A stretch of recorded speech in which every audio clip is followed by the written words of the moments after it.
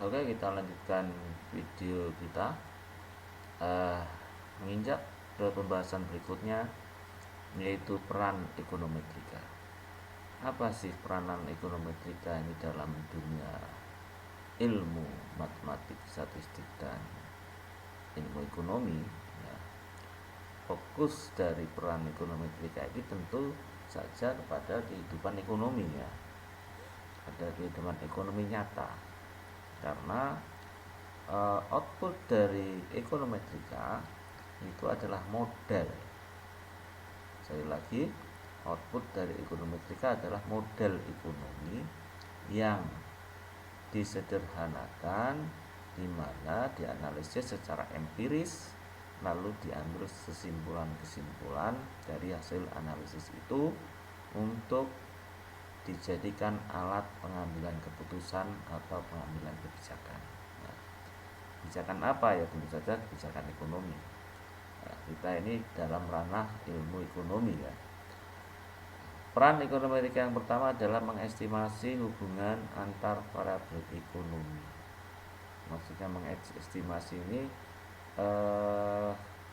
memperkirakan bagaimana sih hubungan antar variabel ekonomi. Misalnya kalau dalam teori kalau model permintaan tadi, ya, model permintaan itu ada variabel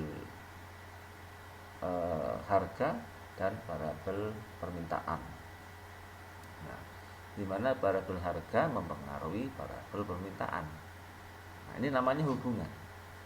Hubungannya bagaimana? Hubungannya adalah fungsinya adalah fungsi negatif. Apabila harga naik, maka permintaan akan turun. Apabila harga turun, maka permintaan akan naik. Nah, hubungannya demikian, ya. Kausalitas antara P dan Q. Jangan terbalik, jangan Q naik mengakibatkan permintaan turun, atau kuantitas turun mengakibatkan harganya naik. Tidak.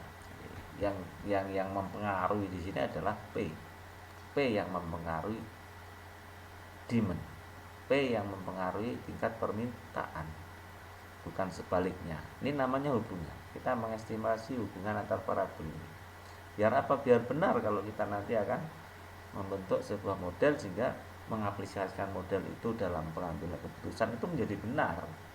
Inilah kemudian tujuannya ekonometrika itu didasarkan dari teori itu ini, biar pengambilan kebijakannya itu benar, tidak serampangan.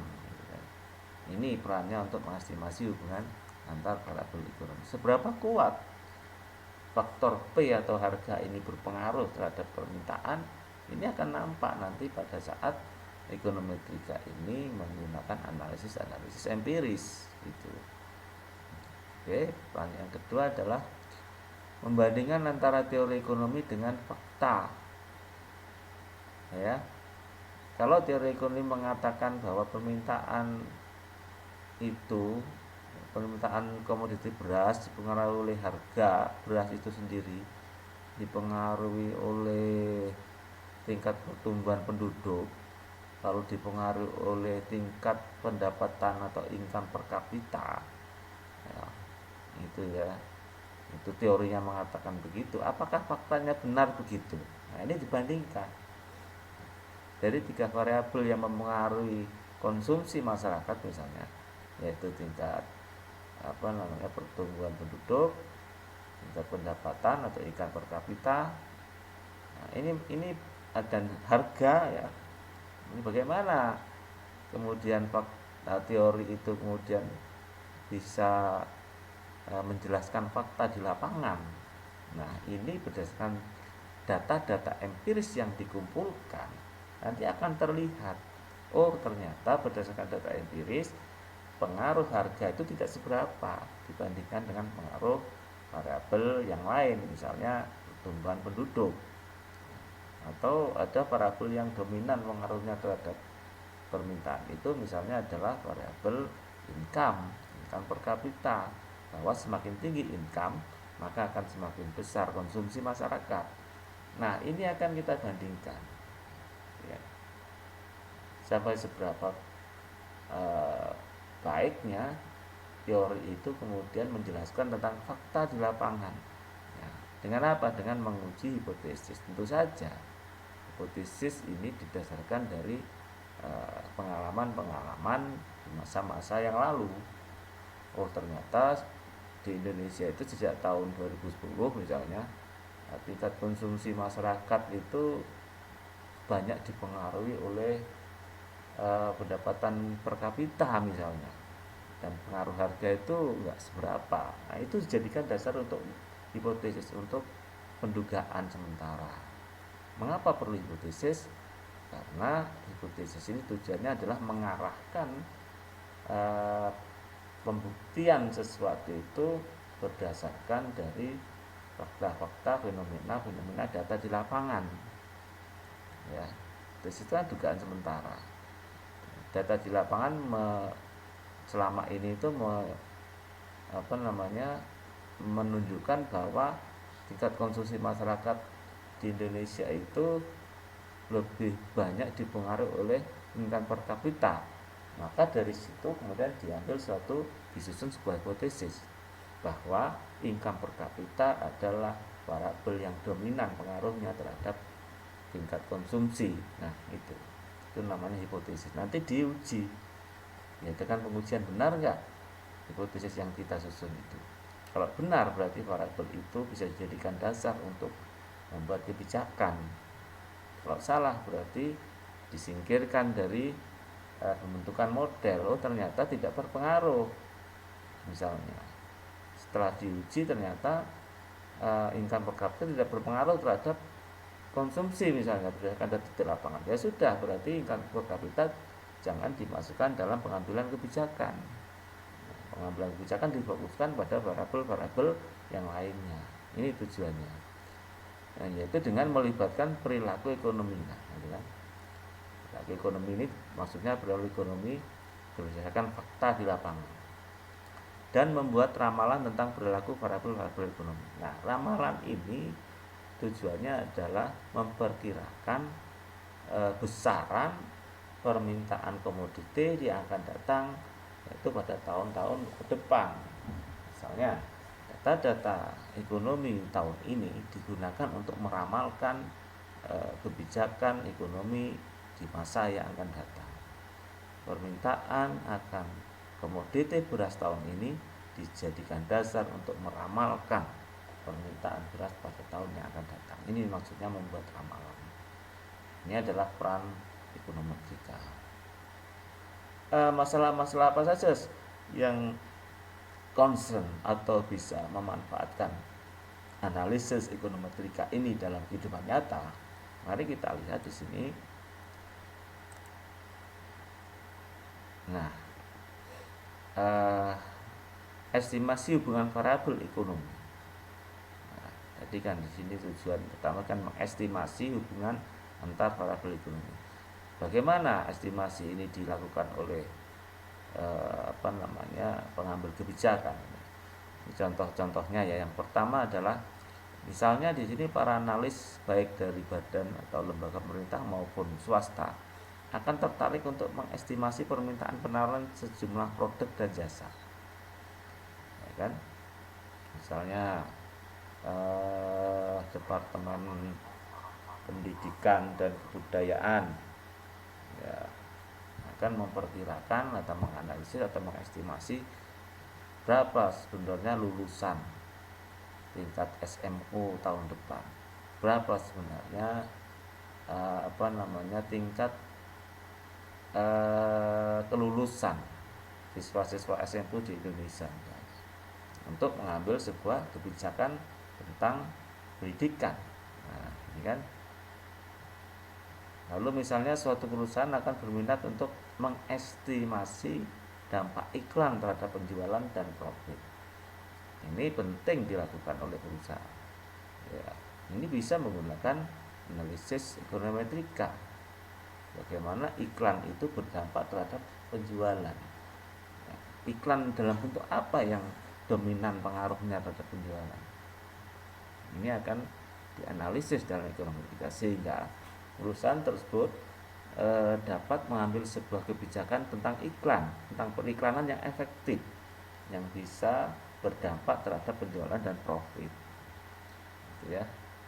Selanjutnya, analisis pasar modal akan mencoba untuk mencari hubungan antara harga saham dengan indikator keuangan perusahaan, atau disebut juga indikator keuangan perusahaan ini adalah fundamental ekonomi perusahaan dan juga indikator ekonomi.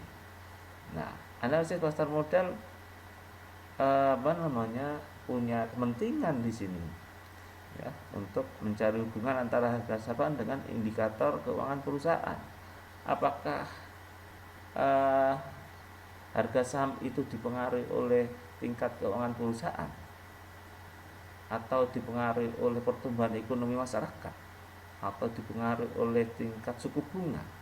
Nah, ini dianalisis oleh pelaku-pelaku pasar modal agar dia bisa memperkirakan naik turunnya harga saham di bursa efek. Nah, itu kan ini pentingnya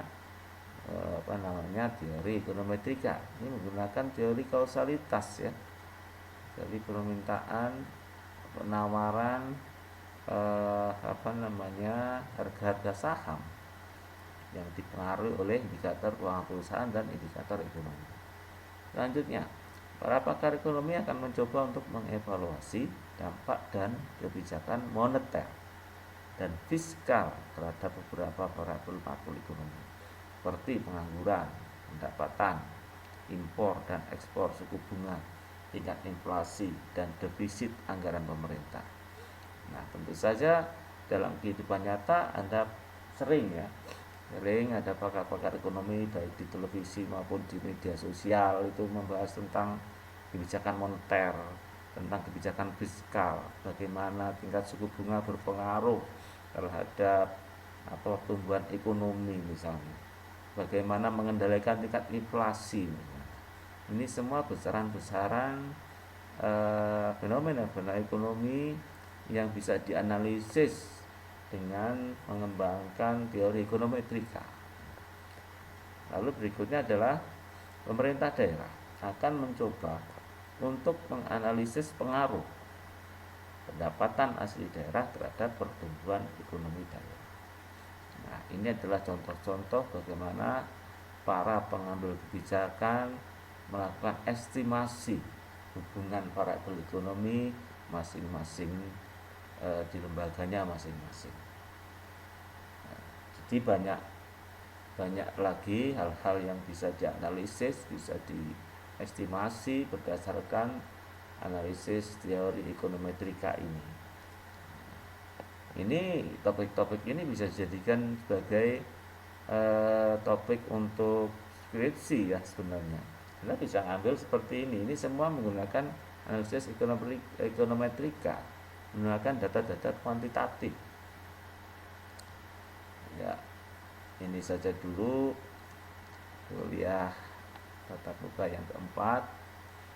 Nanti akan kita sambung lagi pada waktu yang akan datang. Jadi kita kedepannya kuliahnya fleksibel saja ya. Yang penting tatap muka itu tercapai. Insya Allah nanti UTS itu tanggal 22 April ya, sekarang ini April ya, tanggal 22 April itu UTS, tapi belum ada pengumuman resmi dari pihak kampus. Nanti kalau ada pengumuman resmi akan saya umumkan kepada mahasiswa lewat grup WA ya. Jadi mohon maaf jika kuliahnya terpotong-potong, tidak sesuai jadwal, karena tentu saja ini akibat dari kondisi ya. Akibat dari kondisi corona ini kita semua berdampak.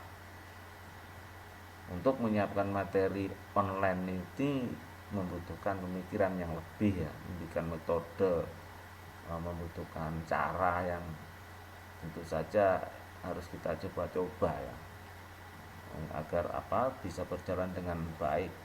Kalau saya memaksakan live streaming tentu akan memberatkan kepada mahasiswa, terutama kuotanya ya. Kalau live streaming lebih mudah. Jadi saya ini kita ini kompromi bagaimana biar kuota mahasiswa itu nggak habis banyak gitu ya. Hingga ini video ini saya kompres lalu saya upload di YouTube dengan harapan mahasiswa bisa mengaksesnya dengan kuota unlimited dan lebih murah. Itu tujuannya. Jadi mohon pada mahasiswa untuk saling kompromi dengan dosen untuk cara teknik untuk online ini ya.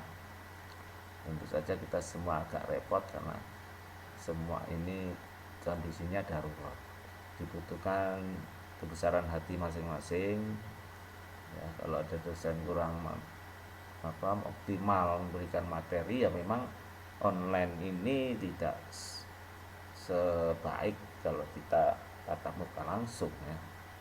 Karena online ini tentu banyak keterbatasan. Tentu saja itu bisa dikomunikasikan dengan dosen yang bersangkutan gitu ya. Saya kira itu, jaga baik-baik, jaga diri, jaga keluarga, jaga kesehatan.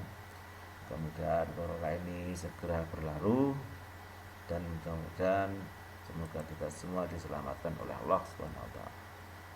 Assalamualaikum warahmatullahi wabarakatuh.